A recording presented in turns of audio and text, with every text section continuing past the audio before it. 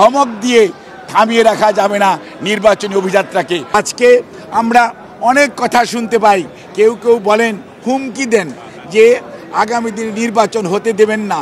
মনে হচ্ছে সেই স্বৈরাচারের যে আচরণ ছিল, স্বৈরাচারের যে কথা ছিল, সেই ধরনের কথার পদধ্বনি আমরা শুনতে পাই। সেজন্যই আজকে আমরা আশঙ্কিত হই অনেক সময় যে নির্বাচন নিয়ে ষড়যন্ত্র হচ্ছে। কেউ কেউ বলার চেষ্টা করেন, প্রধান উপদেষ্টা মহোদয় তো প্রধান নির্বাচন কমিশনার ও নির্বাচন কমিশনকে বলে দিয়েছেন ফেব্রুয়ারির মধ্যভাগের মধ্যে নির্বাচন সম্পন্ন করতে। আর যখন আমরা শুনতে পাই সরকারের একটি অংশ এখনও যারা সরকারের সাথে সম্পৃক্ত আছেন, সেই অংশের পক্ষ থেকে কেউ কেউ যখন বলেন নির্বাচন এটা না করলে হতে দিব না, ওটা না করলে হতে দিব না, আবার গণতন্ত্রের কথা বলবেন। এই দেশের মানুষ গণতন্ত্রগামী মানুষ, এই দেশের মানুষ জানতে চায় তার প্রতিনিধি কে, তাদেরকে সরাসরি দেখতে চায়। এই দেশের মানুষ পিআর সিস্টেম কি সেটি কোনোদিন প্র্যাকটিস করেও নাই, সেটি জানেও না। পৃথিবীর অনেক দেশে পিআর আছে, নন পিআর আছে, বাট সবচেয়ে বড় গণতান্ত্রিক দেশ হচ্ছে আপনার ভারত, তারপরে বলেন ইউকে, তারপরে বলেন ইউএসএ। ওখানে কোথায় পিআর পদ্ধতি অনুসৃত হচ্ছে? কোথাও না। কাজেই মনে রাখতে হবে, জনগণ তার প্রতিনিধিকে সরাসরি দেখতে চায়, নির্বাচিত করতে চায়, দায়বদ্ধ করতে চায় এবং তাকে জবাবদিহিতার আওতায় আনতে চায়। কাজেই কোনো অবস্থাতেই যারা পেছনের দরজা দিয়ে ক্ষমতার স্বাদ গ্রহণ করার জন্য চিন্তা ভাবনা করছেন, তারাই হয়তো পিআর পদ্ধতির কথা বলে থাকেন। কিন্তু আমরা অত্যন্ত স্পষ্ট ভাষায় বলতে চাই, জনগণের মনের ভাষা বোঝার চেষ্টা করুন। এই জনগণ বিগত প্রায় 8 সন থেকে 24 সন পর্যন্ত তাদের সরাসরি তাদের যে মালিকানা সেটা ফেরত পায় নাই। বিভিন্ন ধরনের নির্বাচন হয়েছে, আমি সেদিকে যেতে চাই না, কিন্তু আজকে মানুষের জন্য আকাঙ্ক্ষা হচ্ছে আমার ভোট আমি দেব, যাকে খুশি তাকে দিব, নির্বিঘ্নে দিব, নিঃশঙ্ক চিত্তে দিব।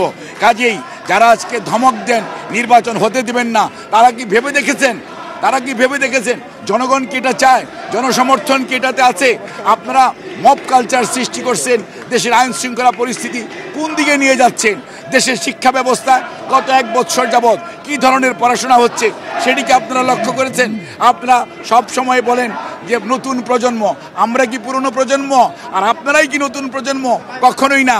মনে রাখবেন, ঢাকা বিশ্ববিদ্যালয় যখন জুলাই 24-এ বন্ধ হয়ে গিয়েছিল, তখন অনেকেই আন্দোলন ক্ষান্ত দিয়ে বাড়িতে চলে গিয়েছিলেন। এই বাংলাদেশের বেসরকারি বিশ্ববিদ্যালয় এবং পাবলিক বিশ্ববিদ্যালয়, ঢাকার বাইরে যারা ছিল, ছাত্র জনতা, রাজনৈতিক নেতৃবৃন্দ সবাই ঐক্যবদ্ধভাবে সেই আন্দোলনকে টেনে নিয়ে গেছে। সেই আন্দোলন 5ই আগস্ট তার কাঙ্ক্ষিত ফল অর্জন করতে পেরেছে এবং স্বৈরাচার পালিয়ে গেছে। কাজেই এটি ঐক্যবদ্ধ জনতার আন্দোলন, ঐক্যবদ্ধ ছাত্র জনতার আন্দোলন, কোনো একক গোষ্ঠীর এই আন্দোলন নয়। কাজেই কেউ কোনো অবস্থাতেই ধমক দিয়ে বাংলাদেশের মানুষকে দাবিয়ে রাখবেন।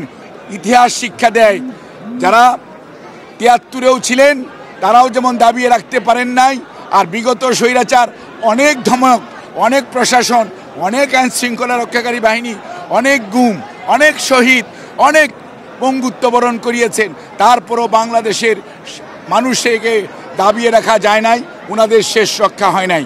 কাজে আমরা বলবো, আসেন আমরা সবাই মিলে ঐক্যবদ্ধভাবে যারা 24-এর যেই জুলাই আন্দোলন এর সবাই একসাথে ছিলাম, একসাথে থাকি এবং দেশের মানুষের উপর দায়িত্ব দেই, তারা তাদের নেতৃত্ব নির্বাচিত করুক এবং সেই নেতৃত্বের মাধ্যমেই আগামীর বাংলাদেশ হবে। তাহলেই শহীদদের আত্মা শান্তি পাবে, পঙ্গুত্ব বরণকারী মানুষগুলো তাদের যে কষ্ট কিছুটা হলেও লাঘব হবে।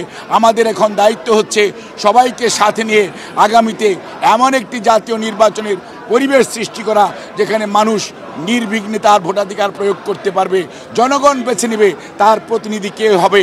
আমি আহ্বান জানাবো, আপনাদের কর্মসূচি নিয়ে মাঠে থাকেন, ধমক দিয়ে থামিয়ে রাখা যাবে না নির্বাচনী অভিযাত্রাকে। আপনাদের সবাইকে ধন্যবাদ।